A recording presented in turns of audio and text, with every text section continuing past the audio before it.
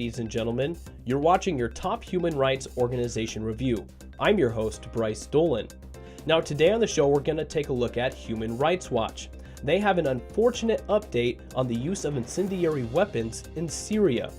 The mounting use of incendiary weapons, which cause horrific wounds to civilians, should prompt countries to strengthen laws restricting them, Human Rights Watch said. The 30-page report titled Time to Act Against Incendiary Weapons documents civilian harm from incendiary weapons used in Syria since 2012, focusing on their increased use during the past year's joint operations by Syrian government and Russian forces.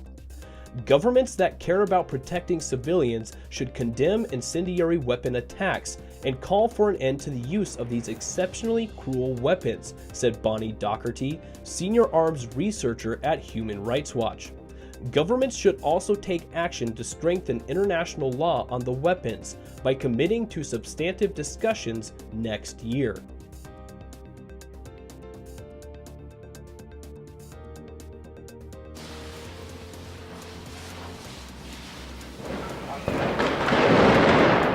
Incendiary weapons create fire and heat through the chemical reaction of a flammable substance, and they cause excruciatingly painful burns that cut through flesh, muscle, ligaments, tendons, all the way to the bone. Generally, within the medical world, it's known that one of the most devastating things that you can deal with are severe burns in children. Human Rights Watch has documented the use of incendiary weapons in a number of countries in recent years, most notably in Syria, where there's been widespread use, particularly over the past year. Those weapons have landed on civilian areas and villages, as well as on hospitals, burning them to the ground. It's become increasingly clear that the existing international law under the Convention on Conventional Weapons has not been working. The Convention on Conventional Weapons has two loopholes regarding incendiary weapons. First, the definition is too narrow.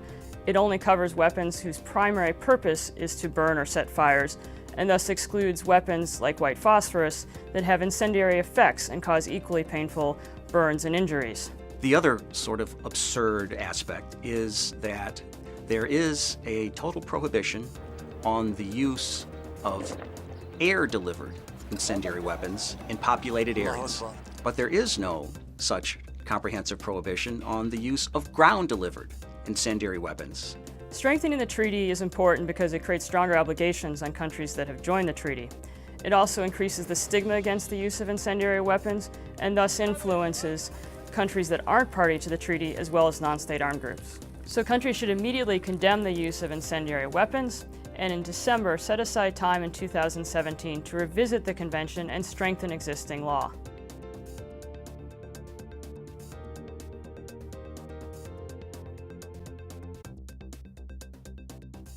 Docherty will present her findings at a side event at the United Nations in Geneva at 8:45 a.m. December 13th in Conference Room 24.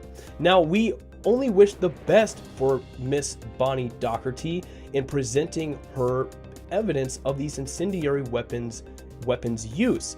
We want no more than this type of weapon to be prohibited and banned throughout the world. And even though it is, these loopholes have been found so that they can still be used. So we hope that with the evidence Docherty presents, these loopholes can finally be closed.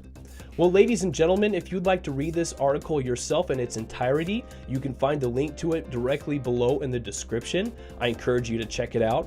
Make sure you subscribe to the YouTube channel so you get notified every time a new video is posted. But that does it for the show today, ladies and gentlemen. Thank you for watching your top human rights organization review. I was your host, Bryce Dolan.